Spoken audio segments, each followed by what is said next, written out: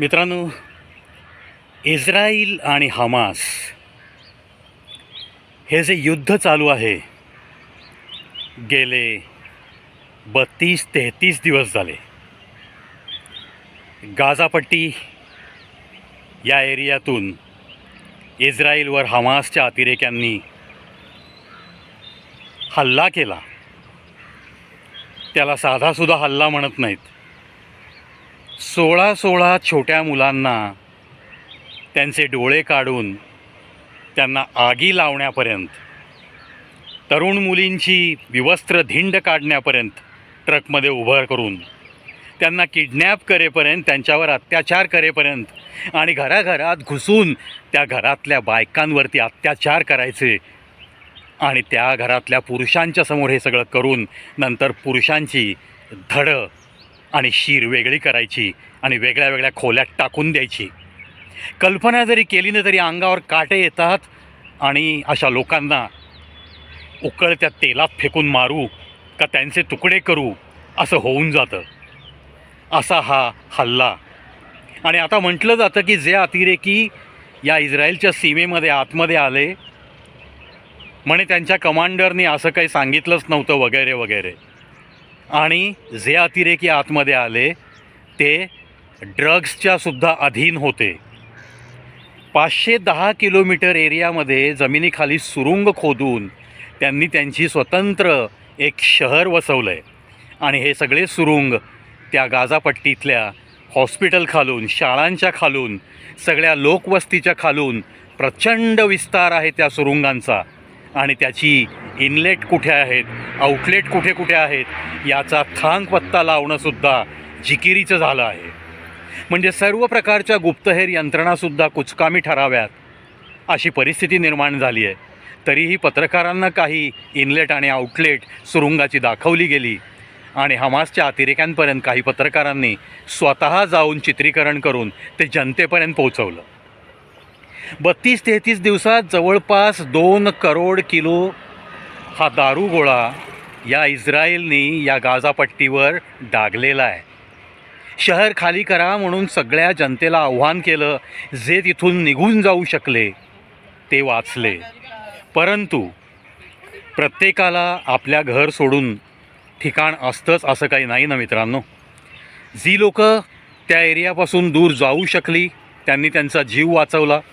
परंतु स्वतःचं राहतं घर, स्वतःच्या प्रॉपर्टी, स्वतःची जी काही त्या गावामध्ये मिळकत असते ते सगळं सोडून निघून जाण्याची वेळ तिथल्या पॅलेस्टाईन लोकांवर, तिथल्या रहिवाशांवर आली.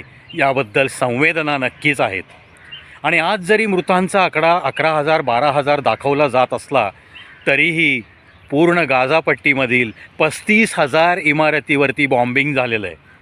अनेक अतिरेकी मारले गेलेत. अनेक इस्रायलचे सैनिक, त्यामध्ये मुलं आणि मुली यांचा पण समावेश आहे, ज्यांनी सैन्यात दाखला घेतला होता, आपल्या देशासाठी लढत होते. आपल्या देशावर जे अत्याचार झाले त्याचा बदला घेण्यासाठी प्रत्येकजण जिकिरीने लढत होता. असे इस्रायलचे सैनिक पण मारले गेलेत. प्रश्न हा आहे की या हमाससारखी प्रवृत्ती या जगात राहिली पाहिजे का नाही पाहिजे. अहो, साधा भोळा शेमडा मुलगा पण सांगेल ही घाणेरडी प्रवृत्ती या जगात नष्टच झाली पाहिजे. असं जेव्हा एखाद्या लहान मुलाला पण वाटतं तेव्हा आपल्या भारत देशाने जर इस्रायलची बाजू घेतली तर कुठे वावग आहे. आणि जो सत्याची बाजू घेतो तोच शहाणा असतो ना. ज्या इस्रायल लोकांवरती या हमासच्या अतिरेक्यांनी जो अतिरेक केला आहे, आजपर्यंत असा अत्याचार कधीही कुठल्याही लोकांवर घडला नव्हता, तसा अत्याचार या लोकांनी केलेला आहे. कल्पना करा, ज्याने अजून दुनिया नीट बघितली नाही त्या बाळाला आईच्या पोटातनं बाहेर काढून त्याला चिरायचं आणि मग त्याच्या आईला पण अत्याचार करून चिरून फेकून द्यायचं. अहो, कुठली मानसिकता ही. आणि इस्रायल हा देश अशा प्रवृत्तींनी घेरलेला देश आहे. 5-6 मुस्लिम कंट्रीजनी घेरलेला देश आहे आणि सगळे उतावीळ झालेत या इस्रायलला संपवण्यासाठी. आणि हा एकटा देश जर लढत असेल तर मी तर म्हणेन इस्रायलसारखी ताकद भारताने सुद्धा कमवली पाहिजे. आज 510 किलोमीटरचं सुरुंगाचं जाळं जर इस्रायलच्या आसपास गाझापट्टीमध्ये बघायला मिळतं आहे तर आपले पण काही प्रेमळ नाही आहेत शेजारी. नक्की कोणाची काय कारस्थानं चालली आहेत. आणि देशांतर्गत प्रार्थनास्थळांमध्ये कोणती कारस्थानं चालली आहेत याच्यावर सुद्धा सरकारचं बारीक लक्ष असलंच पाहिजे. कारण या हमाससारख्या प्रवृत्ती आपल्या केरळमध्ये सुद्धा जोम धरत आहेत. हे घडल्यानंतर सुद्धा भारतासारख्या देशामध्ये भारताच्या निर्णयाच्या विरुद्ध हमासच्या साईडनी मोर्चे काढले जातात. ही आपल्याला धोक्याची घंटा वाजतीये ही ऐकू आली पाहिजे, इतकंच मी सांगेन.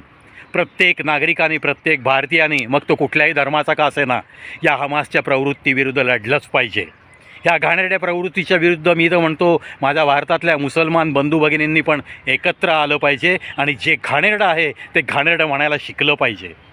जो देश आपल्याला खाऊ पिऊ घालतो त्याच्या विरुद्ध जर तुमचेच काही लोक जात असतील तर मी या माझ्या मुस्लिम बांधवांना नम्र विनंती करीन की तुम्ही त्यांना हटका, तुम्ही त्यांना वाटणीवर आणा. देश नक्कीच समर्थ आहे.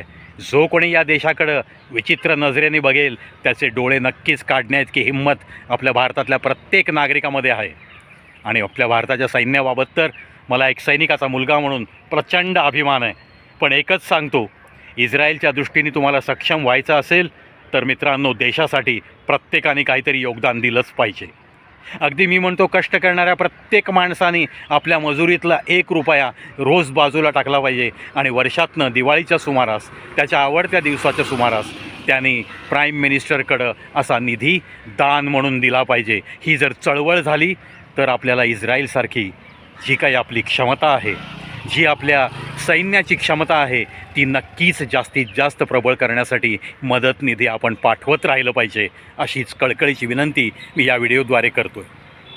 चला, इस्रायलला लवकरात लवकर विजय मिळू द्या आणि या हमाससारख्या प्रवृत्ती, या अतिरेकी प्रवृत्ती, ज्या कोणत्या संघटना असतील, ISIS घ्या किंवा इतर कुठल्याही, हिजबुल्ला घ्या, मुजाहिदीन घ्या, ह्या प्रत्येक देशाला ग्रासणाऱ्या अतिरेकी संघटना आहेत त्या नामशेष झाल्या पाहिजेत, एवढीच मी सर्व जगाला विनंती करतो आहे.